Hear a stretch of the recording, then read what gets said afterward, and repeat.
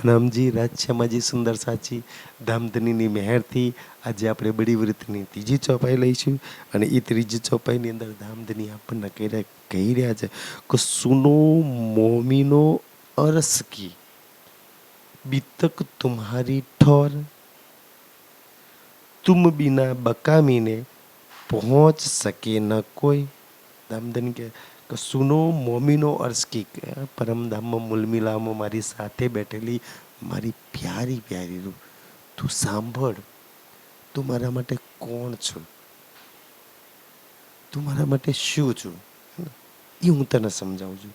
હું તને શું સમજાવવા માંગુ છું કે બીતક તુમ્હારી ઠોર, હું તારી બીતકની વાત કરું છું, હું તારી ઈ ઠોર જગ્યાની પરમધામની વાત કરું છું.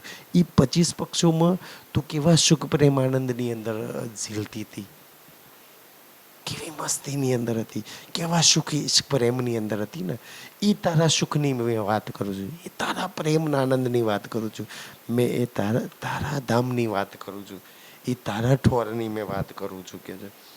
અને એ એવું તારું પરમધામ છે ને, તુમ બિના બકામીને, કે આ સંસારની અંદર એક તું જ મારી પરમધામની લાડલી આત્મા છું ને, કે તારા વગર એ પરમધામની અંદર એ 25 પક્ષોની અંદર પહોંચ શકે ના કોઈ. બધાય કોણ પહોંચી શકે? કે તું એ પરમધામની છું ને તો તું જ પહોંચી શકું. દુનિયા માટે તો આ બુદ્ધિથી પરેની વાતો છે, દિમાગથી પરોની વાતો છે. અને એ તારી વાતો જે દુનિયાની બધી જ વાતો સમાપ્ત થઈ જાય છે, દુનિયાનું બધું જ જ્ઞાન સમાપ્ત થાય છે ને, ત્યાંથી તારું ધામ ચાલુ થાય, ત્યાંથી તારી લીલા ચાલુ થાય, ત્યાંથી તારા સુખ ચાલુ થાય, ત્યાંથી તારા ધનીન તારો આનંદ ચાલુ થાય ને.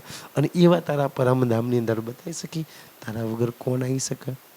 અચ્છા, તું આવી શકું છું ને એ પરમધામની અંદર, તો તને બહુ પુકાર કરે છે. આપ ચોપાઈ કેમ કરે છે કે તું ત્યાં પહોંચી શકું છું ને તો જલ્દીમાં જલ્દી, વહેલીમાં વહેલી તકે તું ત્યાં પરમધામના 25 પક્ષોમાં પહોંચી જાય. કેમ?